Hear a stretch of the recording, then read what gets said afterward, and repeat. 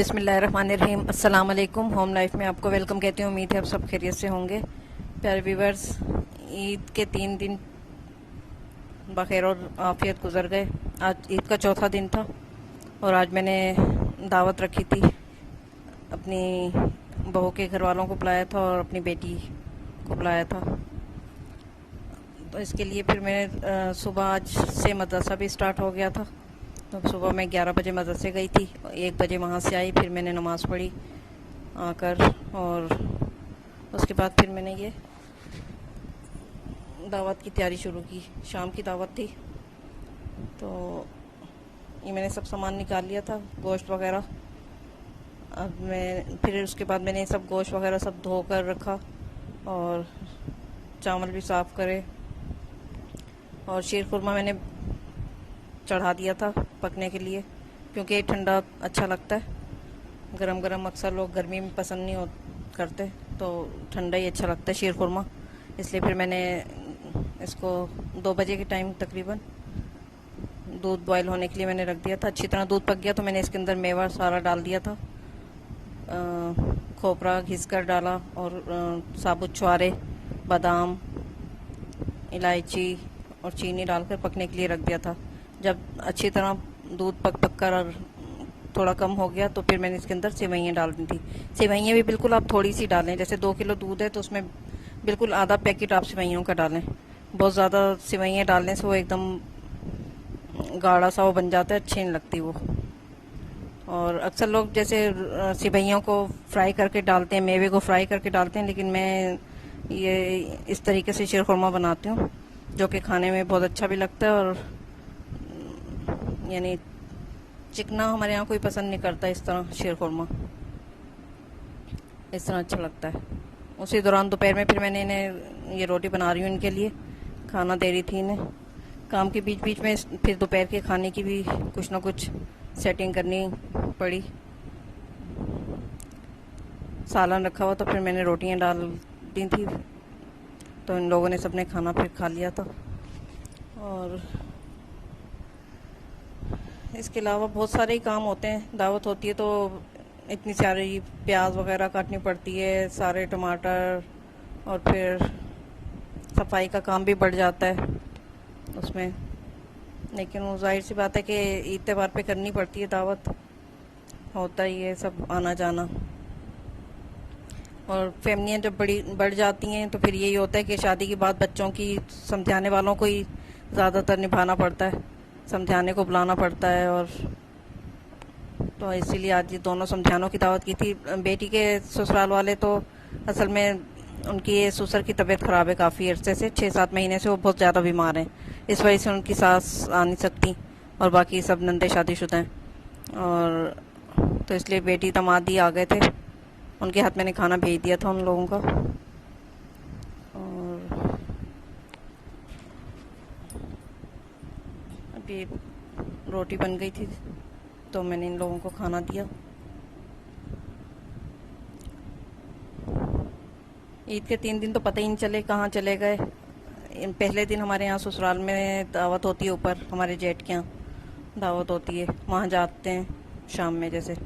और फिर दूसरे दिन मैं भाई के यहाँ गई थी, नहीं सॉरी, दूसरे दिन मैं अपने यहाँ समझाने में हमारे दावत थी बहू के घर में, वहाँ पर गई थी। और एक अजीज़ की तबीयत ख़राब थी, उन्हें देखने गए थे हम लोग। और फिर कल मैं भाई के यहाँ गई थी और आज मैंने इन लोगों को बुलाया है खाने पर। तो अब देखें लॉकडाउन का क्या होता है, कि खुल गया नहीं खुला, कुछ अभी तक सही से पता नहीं चल रहा है कि अब सब कामकाज खुलेंगे नहीं खुलेंगे या क्या होगा। अभी तक कुछ वाज़ेह सूरत हाल सामने नहीं आ रही है। मदरसा भी ओपन हुआ है मगर बच्चों को नहीं बुलाया जा रहा अभी भी, तकरीबन 3 महीने हो रहे हैं। और हम लोग भी वही फितरा ज़कात का काम, रसीद बुक वगैरह का काम हमें मुकम्मल करना है, तो उसके लिए हम लोग जा रहे हैं। उसके बाद देखें कि छुट्टियां होती हैं या कि फिर खुल जाएगा सब कुछ, अभी कुछ पता नहीं है।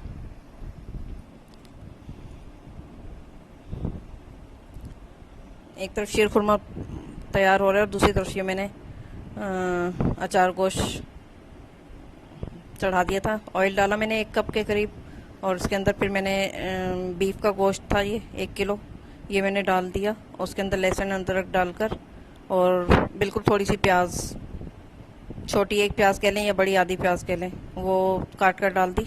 इसको अच्छी तरह फ्राई करेंगे 2-3 मिनट, और उसके बाद इसमें पानी डालकर जितना कि गोश्त गल जाए इतना पानी डालेंगे हम, और ढककर इसको हम पकाएंगे जब तक गोश्त नहीं गल जाता। जब गोश्त गल जाएगा अच्छी तरह, तो उसके बाद हम तकरीबन 4 बड़े वाले टमाटर लेकर उसको ब्लेंडर में ब्लेंड कर लेंगे मोटा मोटा। बहुत ज़्यादा बारीक नहीं पीसना है आपने, थोड़ा सा मोटा ही रखें उसको। और 1 पाव दही वो इसके अंदर हम डाल देंगे, और अचार गोश्त का मसाला थोड़ा सा बचाकर हम मिर्चों में भर लेंगे, और बाकी सारा मसाला इसके अंदर हम डाल देंगे अचार गोश्त का। तो थोड़ा मैंने 1 पैकेट डाला था और बाकी थोड़ा सा घर का मसाला डाला था इसमें मैंने, और क्योंकि ज़्यादा स्पाइसी पसंद करते हैं हमारे यहाँ। इस तरीके से आप अचार गोश्त बनाएंगे, बहुत अच्छा बनेगा। और उसके बाद फिर जब अच्छी तरह भुनाई करके और गोश्त गल जाएगा, उसके बाद आप दही डाल दें और टमाटर ब्लेंड करके डाल दें, मसाला डाल दें, और तेज़ आंच पर उसकी भुनाई करें, क्योंकि गोश्त तो गला हुआ ही होगा, सिर्फ आपने अच्छी तरह उसकी भुनाई करनी है। फिर भुनाई करने के बाद फिर वो मिर्चें जो हमने मसाला भर कर रखी थी वो इसके ऊपर रख देंगे, और इसको दम पर रख देंगे। तो 5-6 मिनट ऑयल ऊपर आ जाएगा, तो ये हमारा अचार गोश्त तैयार हो जाएगा। ये टमाटर मैं काट रही थी इसमें डालने के लिए। फिर सलाद वगैरह भी मैंने तैयार करके रख दिया था वक्त से ही, रायता, सलाद, इस तरह के छोटे छोटे कामों में बहुत टाइम लग जाता है। मैंने बिरयानी बनाई थी, चिकन की बिरयानी बनाई थी, और बीफ का अचार गोश्त बनाया था, और शीर खुरमा, वही रिवायती डिश जो हमारी ईद की होती है, मीठी ईद की, और दही फुल्कियाँ बनाई थी, कोल्ड ड्रिंक थी, चाय थी, ये था।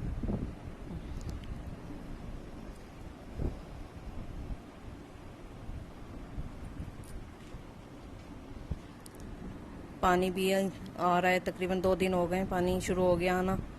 अब मशीन भी लगानी है, चादरें वादरें सब इकट्ठी हो गई हैं, तो सब धोने हैं कपड़े भी, कल इंशाल्लाह मशीन लगाऊंगी। दावत के बाद ये थोड़ा अगले दिन का थोड़ा रिलैक्स मिल जाता है कि जो खाना वगैरह थोड़ा बहुत बचता है तो अगले दिन काम आ जाता है। एक टाइम का तो कम से कम छुट्टी हो जाती है पकाने की।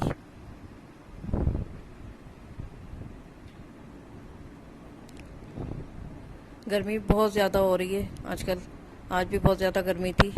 किचन में काम करना बहुत मुश्किल होता है, और अब तो सच्ची बात तो ये है कि बिल्कुल हिम्मत रही नहीं है ज़्यादा काम काज करने की, लेकिन बस ये कि करना पड़ता है। ज़िंदगी है तो काम तो करना पड़ेगा, जीना है तो काम तो करना पड़ेगा।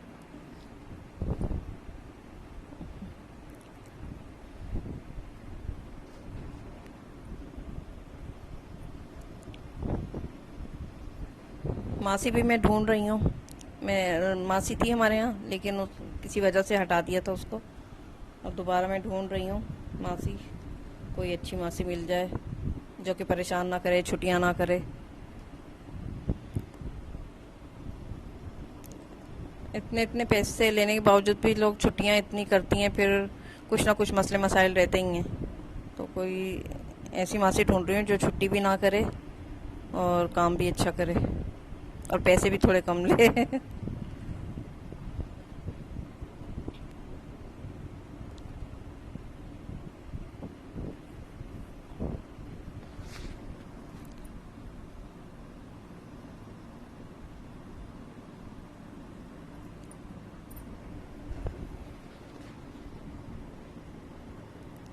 घर में 2-4 लोग होते हैं तो कोई मसला नहीं होता दावतें करना रो, लेकिन जहाँ अकेला इंसान होगा, बहू की तबीयत सही नहीं है आजकल, तो इस वजह से मुझे अकेला ही ज़्यादातर काम देखना पड़ता है। तो अकेली होती हूँ तो मेरी इसलिए ज़्यादा हिम्मत भी नहीं होती ज़्यादा दावतें वगैरह करने की। और पहले मैं बहुत करती थी दावतें, सबको बुलाती थी, सब कुछ करती थी, लेकिन अब हिम्मत भी ख़त्म हो गई है, ज़्यादा हिम्मत रही नहीं। और फिर बच्चे बड़े हो जाते हैं, ज़ाहिर इंसान उनके समझाने को ही निभाता है, और बाकी तो फिर कुछ ना कुछ मसले मसाइल चलते ही रहते हैं। जो खुशी से आ जाए वेलकम, कोई मना नहीं है कोई।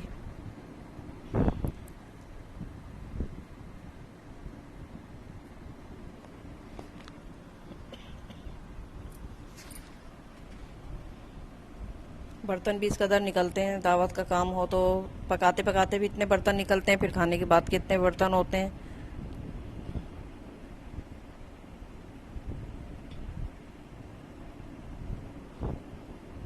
ये कि वैसे बेटियां तो 3-4 होनी चाहिए, ताकि एक की शादी हो जाए तो एक घर में मौजूद हो, एक दो घर में मौजूद हो, तो काफ़ी सहारा रहता है।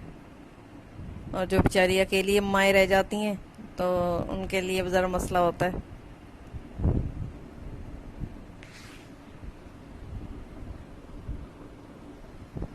आजकल मसरूफियत का दौर है, किसी को इतनी फुर्सत नहीं है, तो इसलिए हर एक को चाहिए कि कोई किसी से शिकवा शिकायत भी नहीं करे। जिसको जैसे आसानी हो, जब आना हो जब जाना हो, जैसे आसानी हो, अपने हिसाब से सबको चाहिए कि मैनेज कर लें।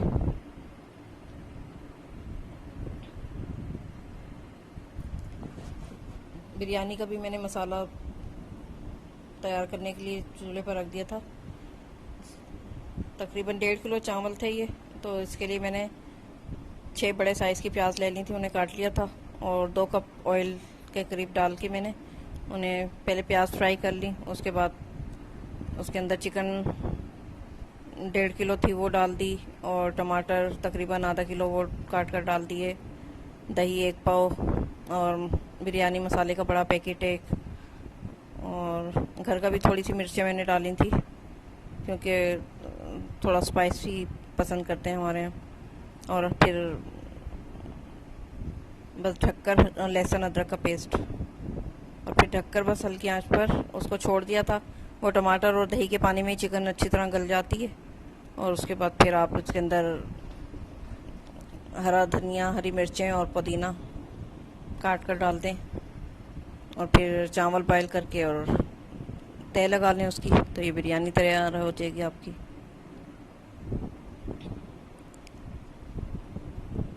सलाद भी आज मैंने वो मोटा मोटा वाला नहीं काटा था, वो कचूमर सलाद बनाया था। अच्छा लगता है वो भी गर्मियों में।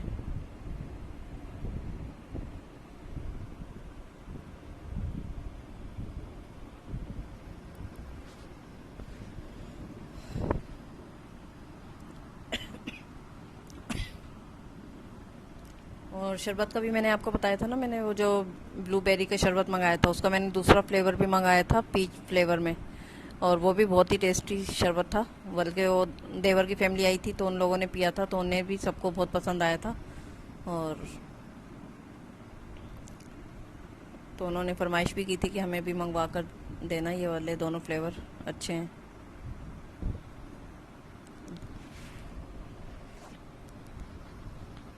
अच्छी चीज़ होती तो सबको ही पसंद आती है। और ये हम अमूमन जामे शीरी, रूह अफ़ज़ा, टैंग, ये पी पी कर बचपन से यही पीते चले आ रहे हैं, तो वो दिल भर गया इन शरबतों से। तो इस दफ़ा मैंने रमज़ान में भी ज़्यादातर केरी का शरबत बनाया है, वो भी बहुत अच्छा लगता है और सुकून मिलता है उससे। और इसके अलावा फिर मैंने ये दोनों फ्लेवर, ब्लूबेरी और पीच फ्लेवर, ये इसके शरबत बनाए। ये गला इतना ख़राब हो रहा है, ये शरबत पूरे रमज़ान पिए ठंडा ठंडा, उसी का नतीजा है ये।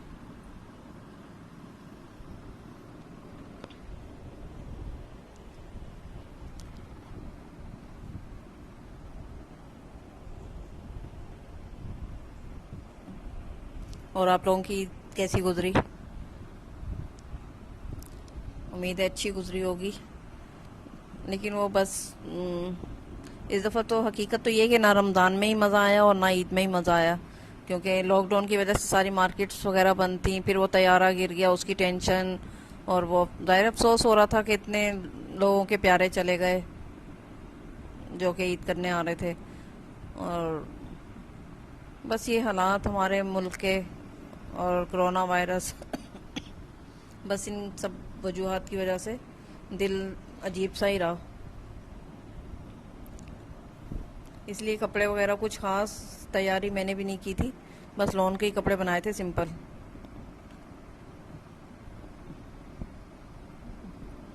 और इस दफ़ा मैं बेडशीट वगैरह भी नई नहीं ला सकी, क्योंकि मार्केटें दोपहर में खुल रही थी और रोज़ा रख के जाना बड़ा मुश्किल है। एक दिन जाके बस मुश्किल से मैं कपड़े लेके आई हूँ लॉन के, और फिर हिम्मत ही नहीं थी जाने की इतने गर्मी में, रोज़े के अंदर धूप में।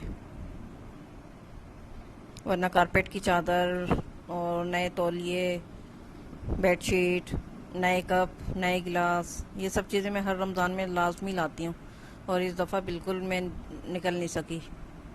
इंशाल्लाह आइंदा सही, आइंदा रमज़ान में सब नया सामान लाऊंगी। ये बिरयानी की तैयारी हो रही है, मसाला तैयार है और चावल भी बॉयल हो रहे हैं। आज मैंने सेला चावल की बिरयानी तैयार की थी और ये बिरयानी तैयार हो गई है।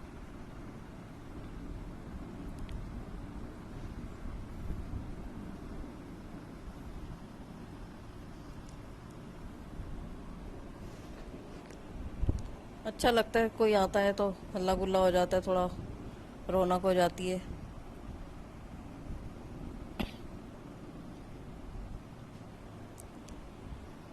दस्तरखान बिछा दिया था।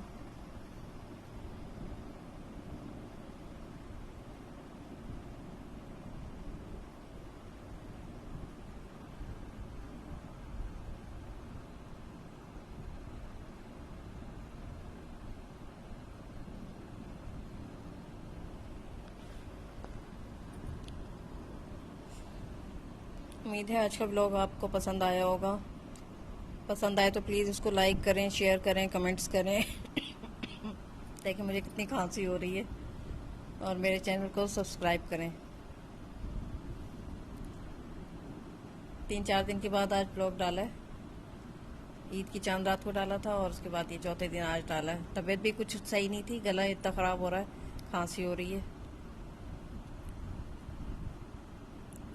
आतिका फातिमा भी बैठी हुई है।